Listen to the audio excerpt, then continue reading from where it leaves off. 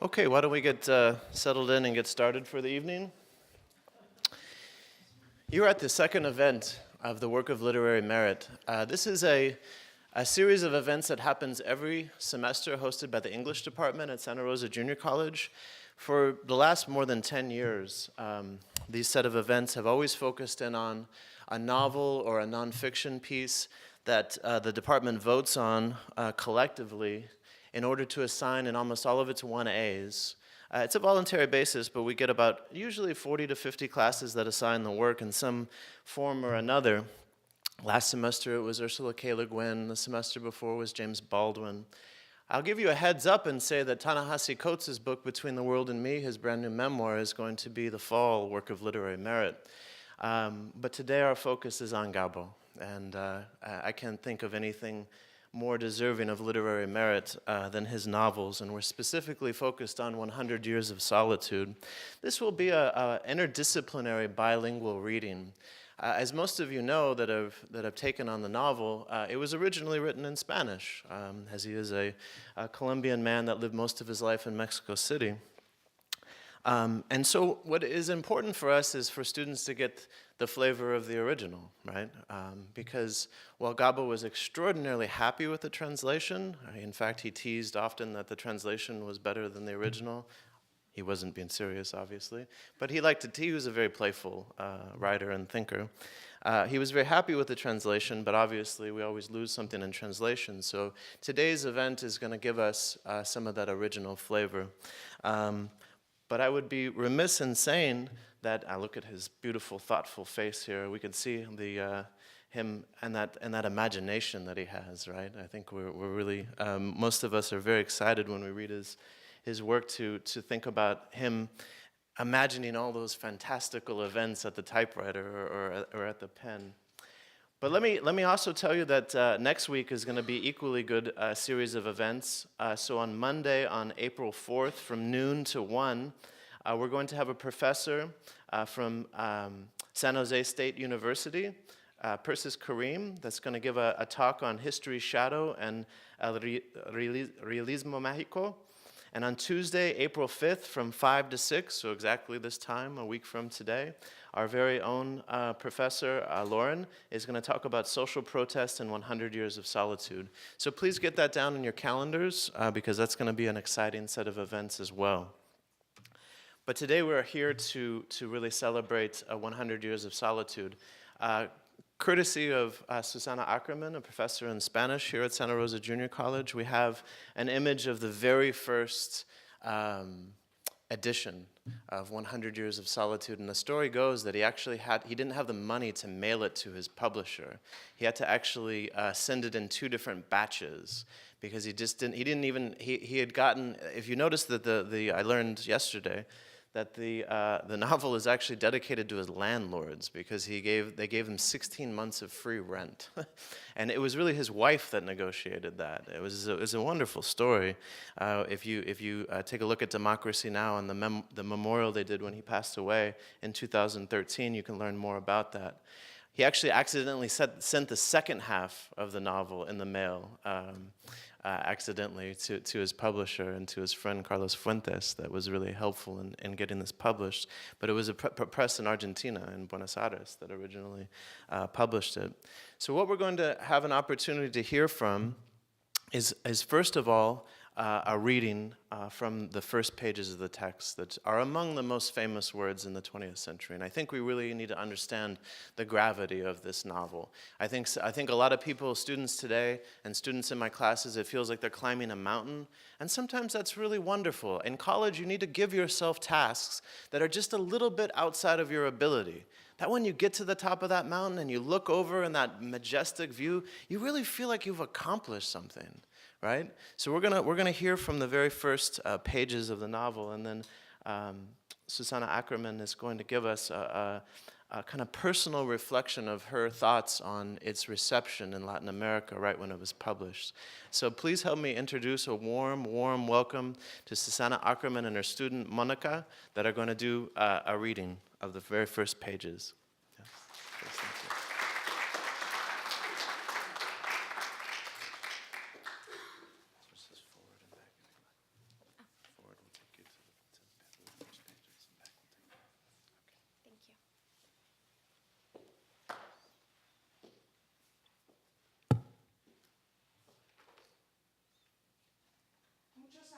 después, frente al pelotón de fusil. No, no necesito. No, they need it for the recording. Oh, okay. Oh, qué lástima.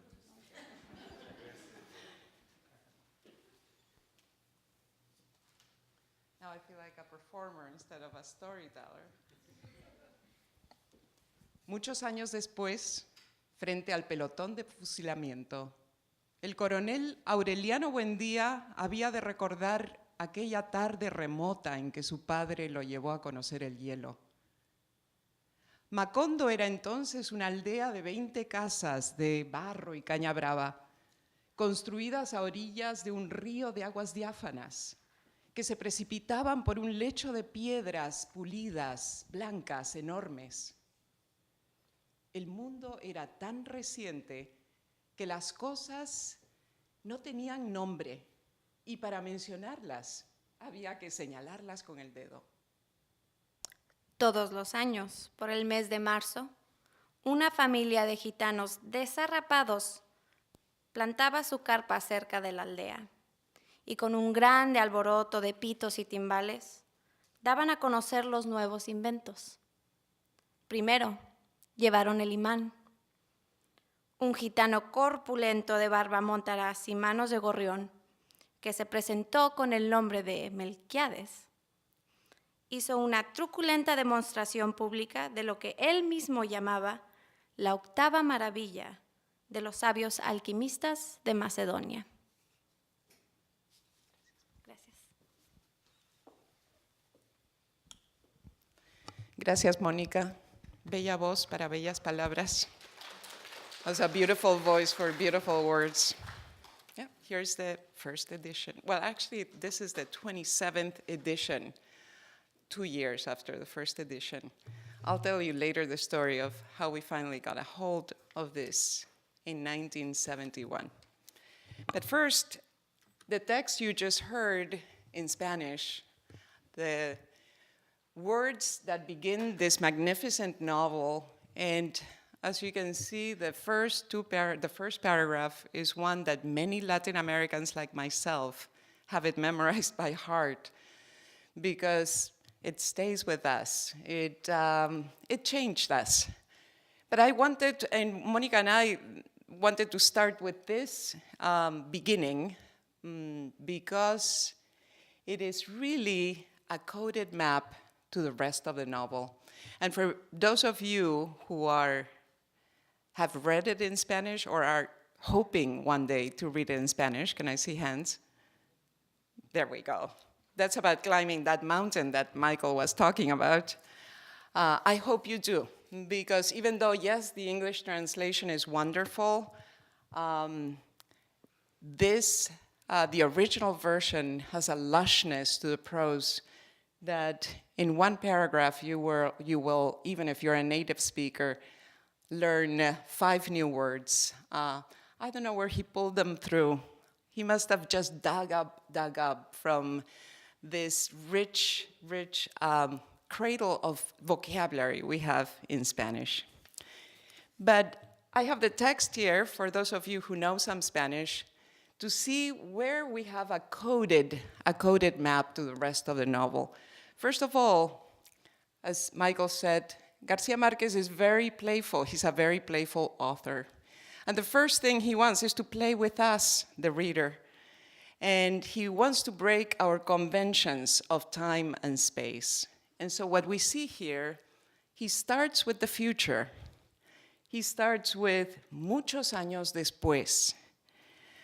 We start with this future of this man, el coronel Aureliano Buendía, the protagonist of the novel, in front of a firing squad. So immediately, we think we know what's going to happen. There's going to be tragedy. There's going to be violence. Except that in that instant, he has a flashback.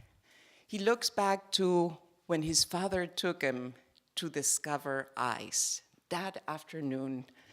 Aquella tarde remota. And that flashback triggers an even more remote memory. So now we go to a further past, when Macondo was being born. Macondo era apenas una aldea de 20 casas de barro y caña brava. So what we're really seeing here is this zigzag of time that ushers us into non-linear time. As we will see later in the novel, what we're entering is cyclical time.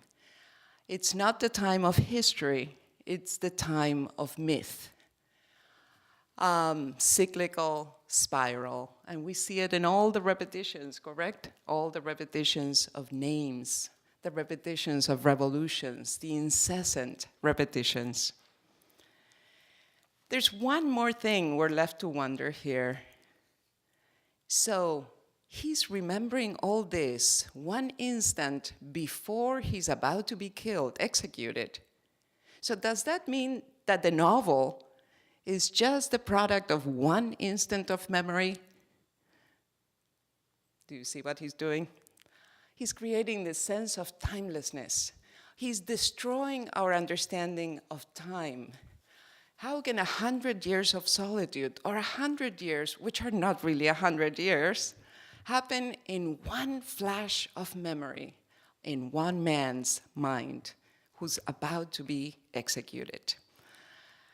And that's how we go to the gypsies, who have come to Macondo to bring civilization. Civilization brought by the gypsies. Can you find a little humor there? We've been taught in Latin America and here in the United States that civilization was brought by the Europeans. How come the gypsies are bringing civilization in the form of a magnet, eyes, and a mirror? All these things that in Macondo, which is such a innocent and pristine village, this is a sense of wonder. And so what Garcia Marquez does here is he's inviting us to watch the birth of a human race, the birth of a village, this village being all of us, our humanity, a microcosms of our human race. We journey from birth to civilization and all the epic that unfolds as a result. Does that structure seem familiar to you? Even some words resonate with the genesis of the Western Bible. When things had no name, we had to point to them, right? There was no language yet. That's Macondo. It's kind of a metaphor of Eden.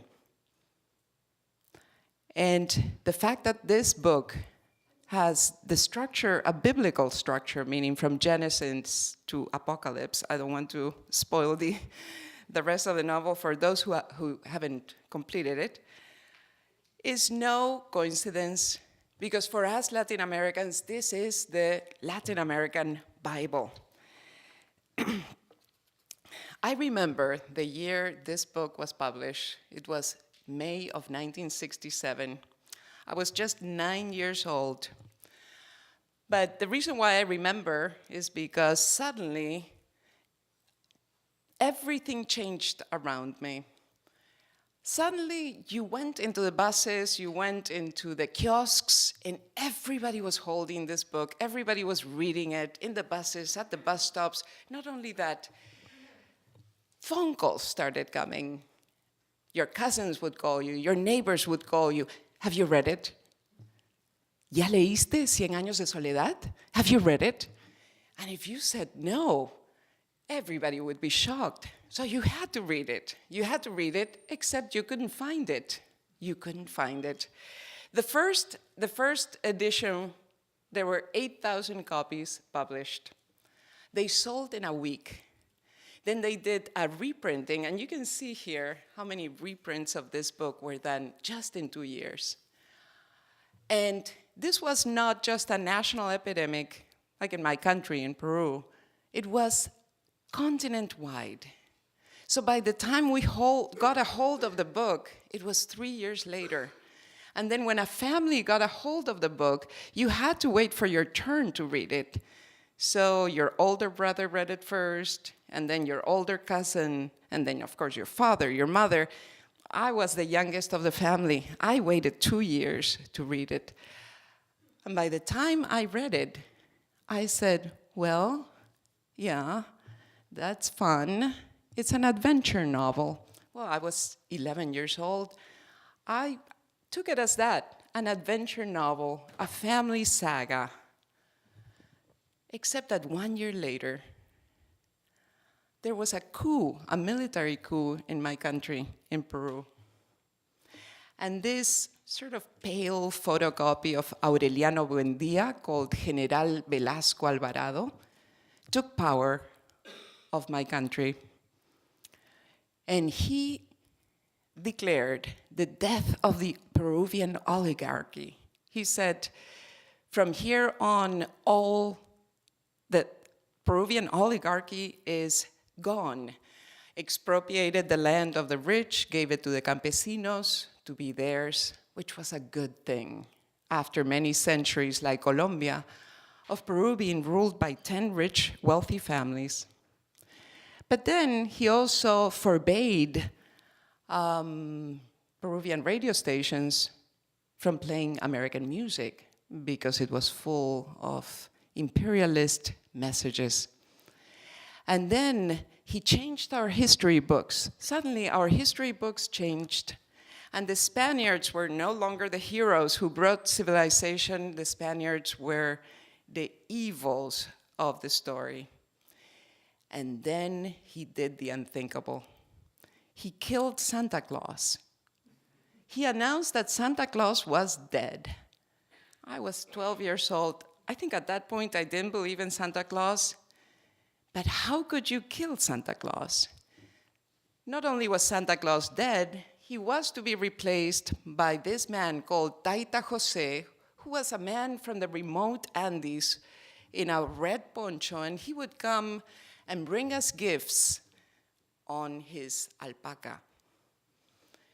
Not from the North Pole, but from the Andes. And so we were all very confused. And then I began to understand 100 years of solitude. Because everything I was living, I was being confronted with this unbelievable reality. How do you name this? How do you call this? One man deciding what lives and what dies, what's true and what isn't. And then I saw it all reflected here. Only time later, I was able to make the connections and read 100 Years of Solitude as a political novel. But this is all to say that for Latin Americans, this was the first time we could see this reality we were living, this reality, supra-reality, as Professor Murguia mentioned yesterday, this reality that doesn't fit in the conventional, finally told in a way we could understand, through magical realism, through fantasy, through farce. Then that captured the true magnitude of this reality that there was no language for. So for writers of that time, especially of the 50s and the 60s, Latin American writers, the crucial question wasn't what to tell. There was enough to tell. The crucial question was how to tell it. And finally, we found a book that told it as it was and told it as we lived it, with all the sense of the absurd. This is not just a Latin American reality. I think we live it every day. As Professor Murguia said yesterday, we live the sense of the absurd, the abuses of power, all the things that we can't capture with just normal realism, but we need to somehow exaggerate them, make fun of them, make a farce of them. And this is what you will find in 100 Years of Solitude. I will end with the most beautiful way of saying what I said so clumsily just a moment ago, and that is taken out of Garcia Marquez's speech when he was awarded the Nobel Prize of Literature. Anybody knows in what year? It was 1982. 1982. If you ever have a chance to read his speech, his acceptance speech it's a work of literature as well. He said, "The outsized reality of Latin America nourishes our insatiable creativity, full of sorrow and beauty. We have had to ask little of imagination, for our crucial problem has been the lack of conventional means to render our lives believable. This, my friends, is the crux of our solitude." Thank you.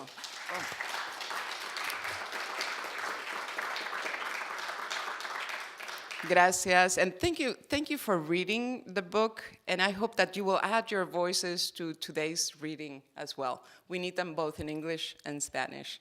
Gracias.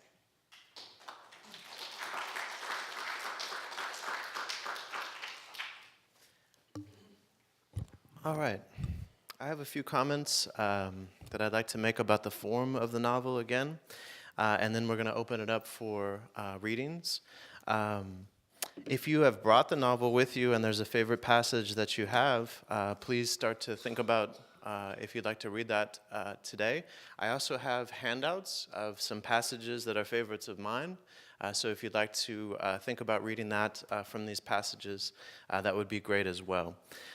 My comments are going to focus a little bit on the theme of anti-colonialism within the novel. I think on one level, what we have in the form of magical realism is sometimes something that can be deceptive, and I think Susana underscored the value of the political nature of the novel and the aha moment that she had in some of the coups d'etats within Latin American history. And if you read the acceptance speech, the Nobel acceptance speech, he goes through the various different coups and the various different dictators and the various different acts of colonialism that made a serious rupture within civilization within Latin America. So while Gabo is an extraordinarily inventive and imaginative writer, at his very core, he was a political writer, and he was a journalist at his very, very core. In fact, the money that he received from the Nobel Prize, he gave most of it to the newspaper in Colombia, because his primary vocation, his primary love was journalism. In fact, he said quite often, sometimes playfully, sometimes quite seriously, everything in my novels happened, right?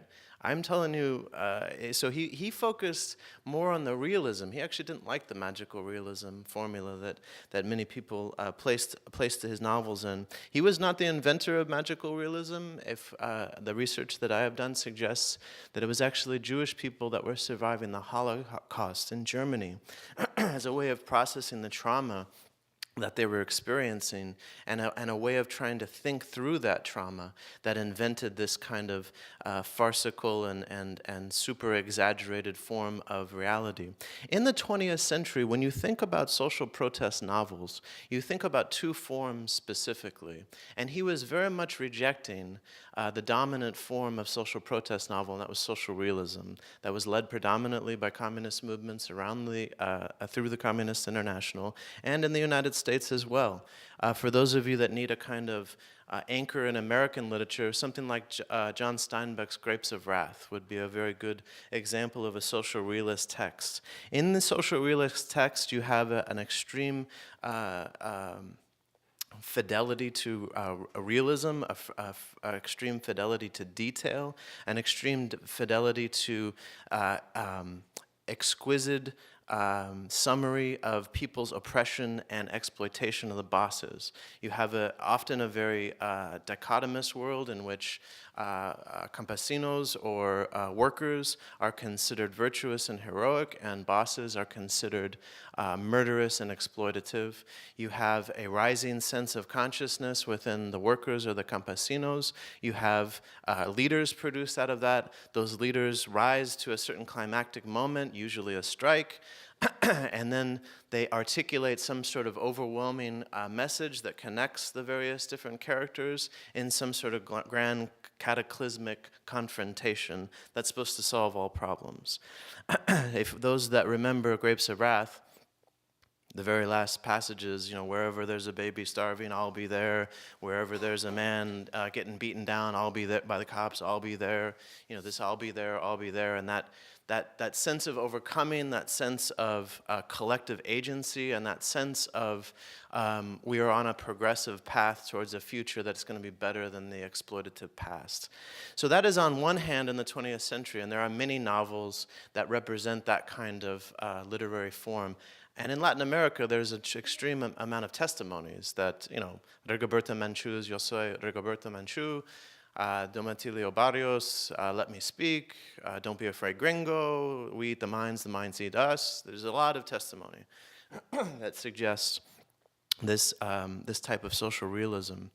However, he was not interested in that. He was interested in adopting a high modernist form of literature, influenced by a lot of different authors, but interestingly enough, by American authors as well. He was very influenced by William Faulkner, for example, who was also trying to work through the kind of tragedy and the farcical nature of the American South, right, and its history of oppression and racism and exploitation. And his invention of imagined communities and various different characters that are dealing with incest and dealing with racism and dealing with various forms of exploitation. But in that fantastical production of reality, it is not, as his critics in the communist movements in Latin America foisted upon Gabo, a kind of escapism in a certain way, although it could be read that way, and it's no offense if people read it that way. Everybody's can read it however they want.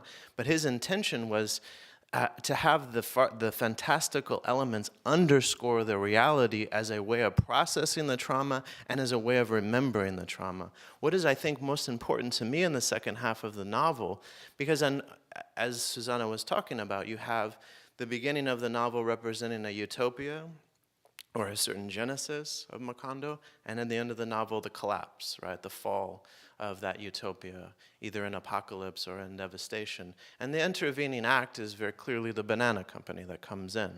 The banana company is a certain evil entity that gets described in various detail, but it's not the overwhelming evil kind of boss-like social realism novel entity, because certain people are entranced by the banana company, right? They start to go to the parties. They start to participate in some of the activities.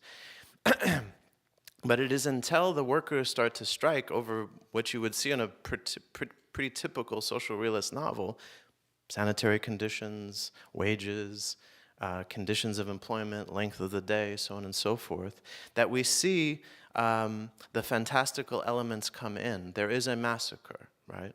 And what we're going to read from right now is a description of that massacre.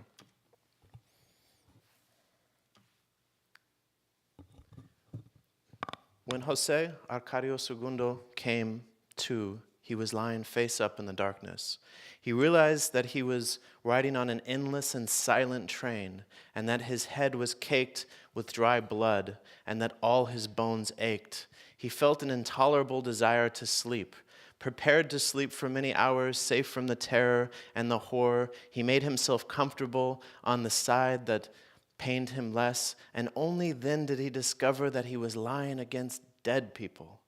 There was no free space in the car except for an aisle in the middle. Several hours must have passed since the massacre, because the corpses had the same temperature as a plaster in autumn and the same consistency of petrified foam that it had. And those who had put them in the car had had time to pile them up in the same way in which they transported bunches of bananas. Trying to flee from the nightmare, Jose Arcadio II dragged himself from one car to another in the direction in which the train was heading, and in the flashes of light that broke through the wooden slats, as they went through the sleeping towns, he saw the man corpses, women corpses, child corpses, who would be thrown into the sea like rejected bananas. He realized only a woman who sold drinks in the square, and that Colonel Gavilana, who still held wrapped in his hands the belt with a buckle of Morelia silver, with which he had tried to open his way through the panic, When he got to the first car, he jumped into the darkness and laid beside the tracks until the train had passed. It was the longest one he had ever seen, with almost 200 freight cars and a locomotive at either end, and a third one in the middle that had no lights, not even the red-green running lights, and it slipped off with a nocturnal and stealthy velocity. On top of the cars, there could be seen the dark shapes of the soldiers with their black machine guns. All right. Now I'm going to ask my colleague, Rafael, to read in Spanish this same passage. Thank you. Cuando José Arcadio II despertó, estaba boca arriba en las tinieblas. Se dio cuenta de que iba en un tren interminable y silencioso y de que tenía el cabello apelmazado por la sangre seca y le dolían todos los huesos. Sintió un sueño insoportable. Dispuesto a dormir muchas horas, a salvo del terror y el horror, se acomodó del lado que menos le dolía. Y solo entonces descubrió que estaba acostado sobre los muertos. No había un espacio libre en el vagón, salvo el corredor central. Debían de haber pasado varias horas después de la masacre, porque los cadáveres tenían la misma temperatura del yeso en otoño y su misma consistencia de espuma petrificada, y quienes los habían puesto en el vagón tuvieron tiempo de arrumos en el orden y el sentido en que se transportaban los racimos de banano.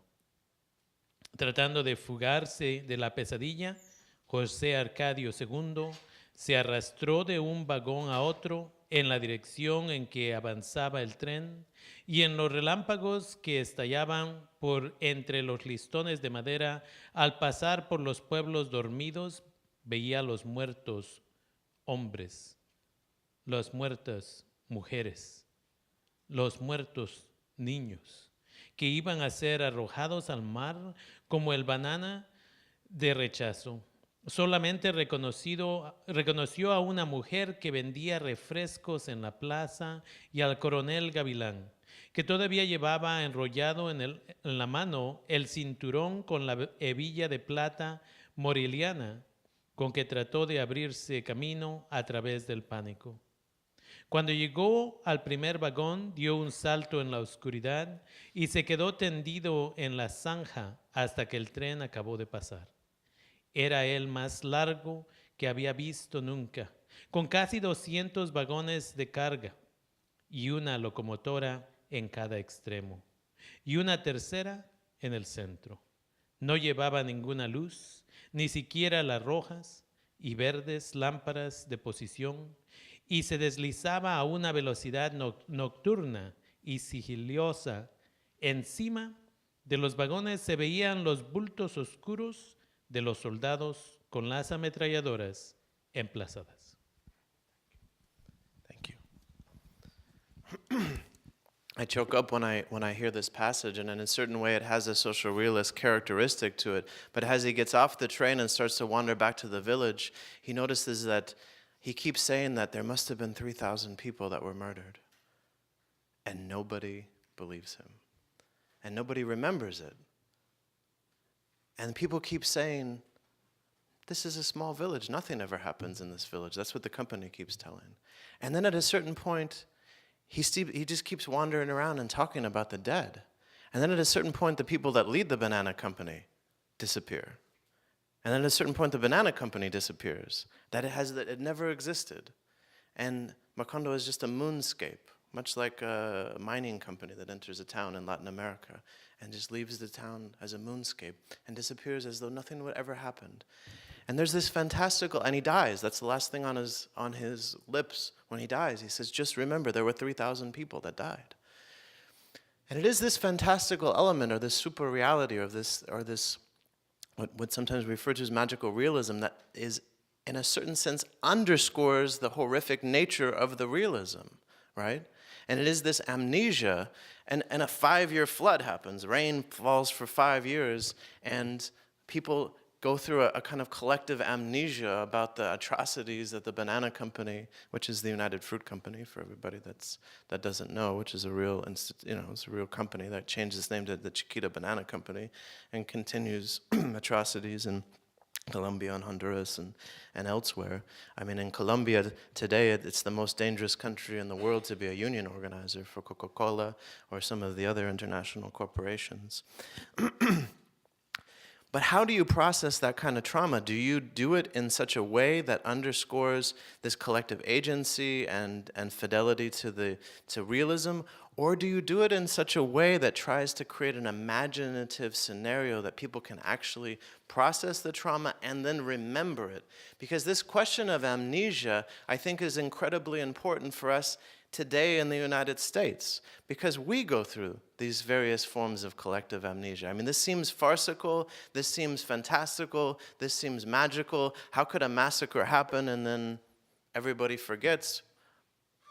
But hello, I mean, the United States, sometimes I feel like Jose Arcadio II, right? Saying like, we're still at war, this is the longest war we've been in Afghanistan, and people go, what war? What are you talking about? Or I say, we're putting our young people in prison in greater numbers than ever. California locks up more people than all of Western Europe combined. What prisons? Where? What are you talking about? Right? It's this kind of, or the massacres that happen in schools. Little 6-year-olds get shot up. And we're, concerned about it for a few weeks, and then, I don't know, Kim Kardashian does something stupid, and we're just completely fascinated by that, right? So this is, I think, he gives us a form in which to think about how to process trauma and how to remember the horrific and how to then take it into our imaginations and then do something about it, right? So I think that we have two different styles of literary social protest, social realism and magical realism, and it's something to underscore. We could imagine Gabo today thinking about the young kids that are murdered in these mass school shootings as turning into birds or something. And these birds float away and they hover over Washington, D.C., and their cacophonous song drowns out all the politicians that are trying to excuse any reason to do anything about all of this horrible national tragedy that are happening. And that cacophonous bird sound rings in their ear as they try to go to sleep at night. You see, I'm playing with his form, but I think you're understanding the example that I'm trying to give to you. So he's trying to give us a way of understanding colonialism not just as a kind of master-servant relationship or some sort of exploitative company that comes and extracts resources and then goes home, but decimates not only the kind of rural pastoral life of Macondo, but also disrupts the social relations of the village in such a horrific way that trauma needs to be processed and it needs to be remembered in a profound way for us to do something about it. All right. What we're going to do now is open it up for people that would like to read. He's listening, so he's smiling. He wants to listen to us read from his work. So why don't we take a moment and turn to your neighbor and start to think about passages that is most interesting to you. Raise your hand if you don't have the book in front of you and you'd like me to hand you a passage in English and in Spanish. Okay, so let's take just a moment and chat with each other.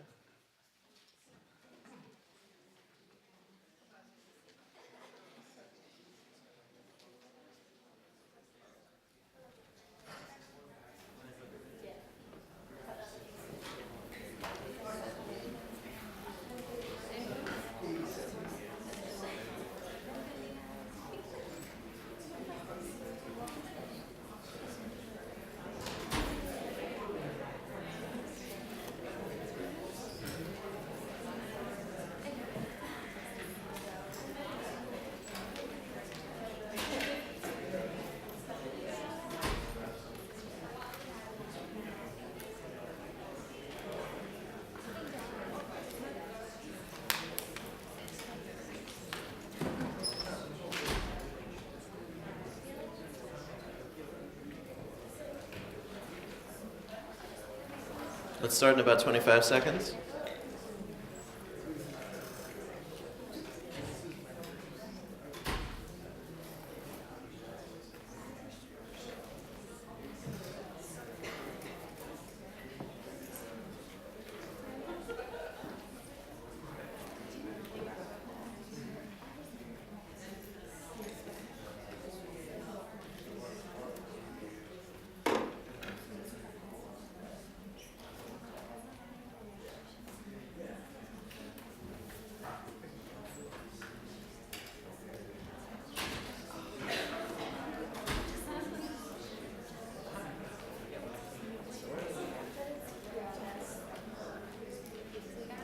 Okay, do we have a first volunteer?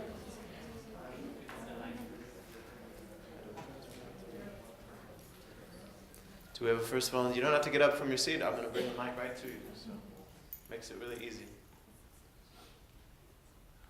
All right.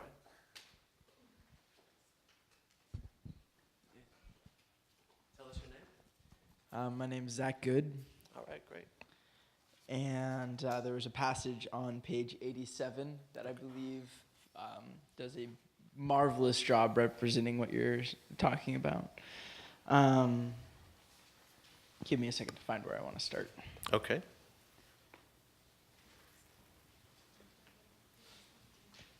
At the urging of Father, and I'm bad at pronouncing these names, Nicandor, he arranged for the transfer of Canaroni's store to a back street, and he closed down several scandalous establishments that prospered at the center of town. Once he returned with 6 policemen armed with rifles, who he entrusted the maintenance of order, and no one remembered the original agreement not to have armed men in town. All right. So, he brought back armed soldiers, which there had been a previous agreement not to, and so people forgot. Collective amnesia. Sorry about the lights, folks. Who would like to read next? Maybe a Spanish speaker? Maybe we'll go back and forth. All right, great.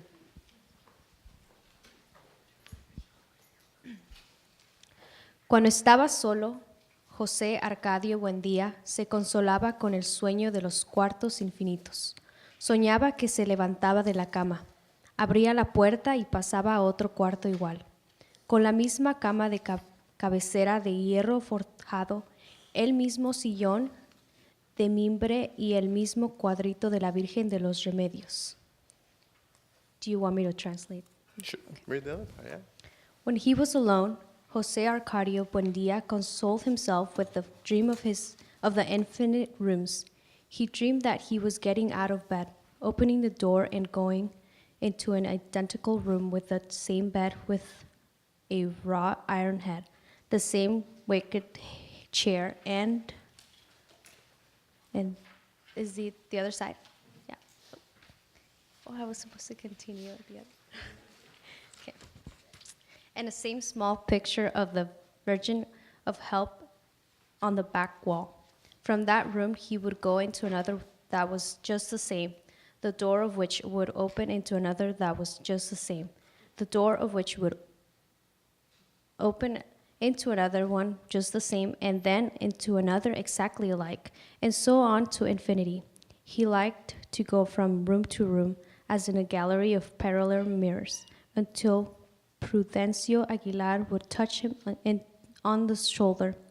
Then he would go back from room to room, walking in reverse, going back over his trail, and he would find Prudencio Aguilar in the room of reality. But one night, 2 weeks after they took him to his bed, Prudencio Aguilar touched his shoulder in an intermediate room, and he stayed there forever, thinking that it was the real room.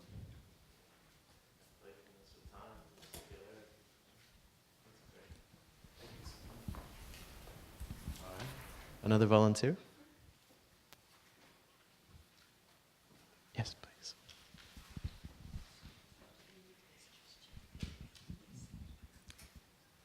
As soon as Jose Arcadio closed the bedroom door, the sound of a pistol shot echoed through the house.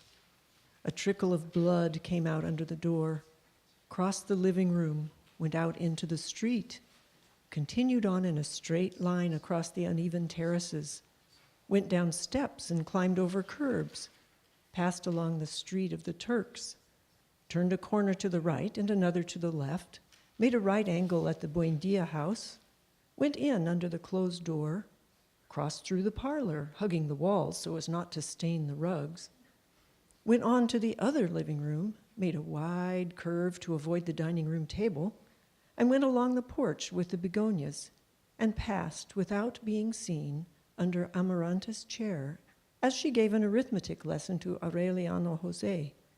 and went through the pantry and came out in the kitchen where Ursula was getting ready to crack 36 eggs to make bread.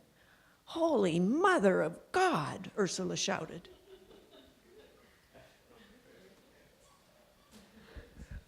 I like that he doesn't want to stain his mother's rugs. Somebody want to read that in Spanish? Okay. It's on the first page.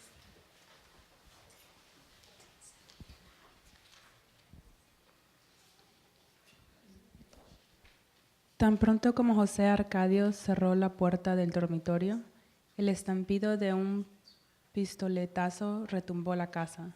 Un hilo de sangre salió por debajo de la puerta, atravesó la sala, salió a la calle, siguió en un curso directo por los andenes disparejos, descendió escalinatas y subió pretiles, pasó de lo largo por la calle de los Turcos, dobló una esquina a la derecha y otra a la izquierda.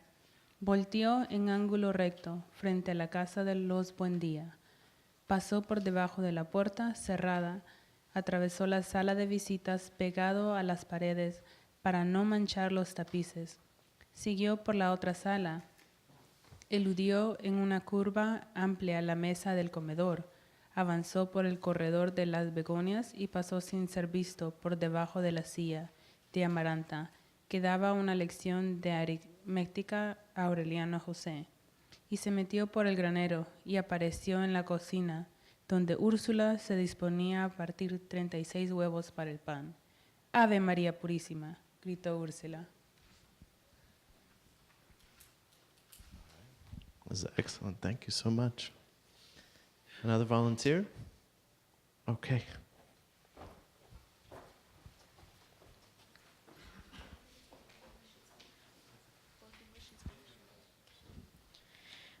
"What does he say?" he asked. "He's very sad," Ursula answered, "because he thinks that you're going to die."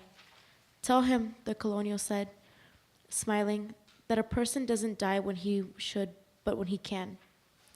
"¿Qué dice?" preguntó. "Está muy triste," contestó Úrsula, "porque cree que te vas a morir." "Dígale," sonrió el coronel, "que uno no se muere cuando debe, sino cuando puede."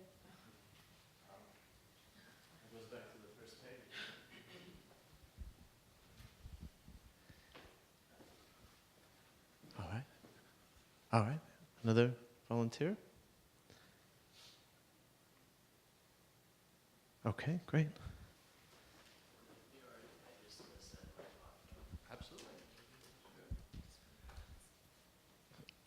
At first, I don't know, I was a little wary of the magical realism thing and relating to politics, but as I got into it, I kind of realized why politicians seem to exaggerate so much, and with all his vivid descriptions, it just made it really relatable and made me understand, and that's how change happens. People don't necessarily have to like it, right or wrong, but if you can bring people into it, that's what inspires change. And I don't know, it just really motivated me to not look at things so literally and be more open to ideas, and I really appreciated that.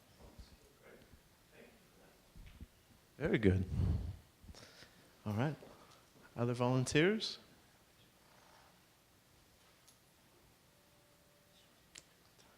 What time are we at? Are we almost at time? We have time for one more? Or a comment? She has to volunteer herself. Okay. All right. Pass that down. And both of them remained floating in an empty universe where the only everyday and eternal reality was love. Y ambos quedaron flotando en un universo vacío donde la única realidad cotidiana y eterna era el amor.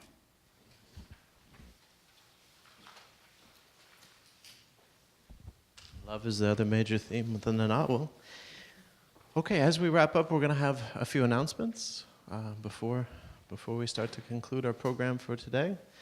Please help me welcome Malena from Mikasa, the Multicultural Resource Center here on campus. Okay. Hello, everyone. As Dr. Michael Hale said, my name is Malena Hernandez. I work for the Hispanic Serving Institution, specifically coordinating Mi Casa. And there's some students here from MECHA. And there's every year, MECHA hosts a different youth conference, and it's a youth conference that here at SRJC, schools like San Jose State, and a whole bunch of different universities host a conference to bring high school students, middle school students, and their parents along with college students to kind of learn about college, but also learn about your roots, learn about some of the amazing things that maybe you aren't taught in school and in classes. And so this year, it's going to be April 30th from 8 to 4:30. And it really is, it's a Saturday, and it's really a time for students to get to kind of explore what it means to be a student activist and what it means to be engaged in some of the things that this student was talking about. So I'm going to pass this out. And what they're also looking for, Erika, correct me if I'm wrong, is especially for college students, is volunteers, is helping out with the different, taking students to the workshops, helping out, preparing everything for lunch, because they do provide free lunch to the over 300 students that end up coming, and then helping the students that come on the bus, directing them to the correct place. So if you're really interested in supporting the students, this year MECHA of SRJC, along with different orgs of SSU and SRJC, along like Black Student Union, Sociology Circle, Undocumented Student Union, the Puente Club, and different organizations came together to put this. So I'm going to kind of pass this out, or Dr. Hale will, in case y'all are interested in either being part of it or volunteering. Erika, is there anything you wanted to add? Just if anybody wants to volunteer, the website is on the flyer. If you can just register on there. And you can select the time slot that you're available, because we really need a lot of students, because we're expecting hopefully over 600 middle school, high school students, so we need a lot of volunteers for that. There's no deadline. And you can register by going to the website. The registration form is also online. What the website is? It's srjcmecha, mecha.org. And the volunteer form and the registration form are both on there. And even though there's not really a deadline, it's really important if you're trying to be part of the conference that you register early enough so that the organizers know how much food to provide. Absolutely. Get your brothers and sisters involved as well. Okay, I'm going to have these flyers. Does anybody else have any community announcements before we adjourn for today?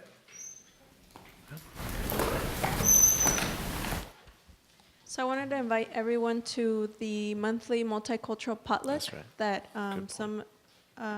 most of these student organizations also put together. MECHA, Black Student Union, Undocumented Student Union, Puente. It's going to be tomorrow. It's always the last Wednesday of the month, and tomorrow's potluck is going to focus on Women's History Month. So we're going to have a panel of young women that are going to talk about their experiences as women of color in this country. And the only ask is, if you're able to, if you can please bring something to share. It is a potluck. But if you cannot, it's free to and open to anyone. We have community members from outside of the JC. We have faculty and students. So that's something that we do every month. So it's in the Bertolini building. It's room 4643. So it's right behind the Cyber Bear. Center for Student Leadership. Yeah. At and 6:30. It's from 6:30 to 8:30. All right, last but not least, remember on Monday at noon, we have a wonderful event, a professor from San Jose State, and this time next week, Lauren from our department, Nahas, is going to be here to speak on social protest. Please help me please help me thank all the presenters today. It was a wonderful, wonderful time. All right, enjoy this novel. Please come and get a flyer from me.